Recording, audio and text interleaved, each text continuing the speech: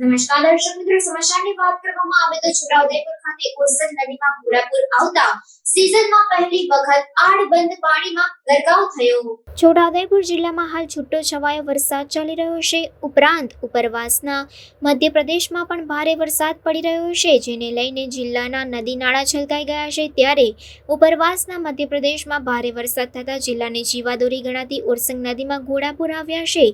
ઓરસંગ ધસમસતા પાણીમાં છોટાઉદેપુર ખાતેનો આડબંધ ઓવરફ્લો થઈને સિઝનમાં પહેલી વખત પાણીમાં ગરકાવ થઈ ગયો છે।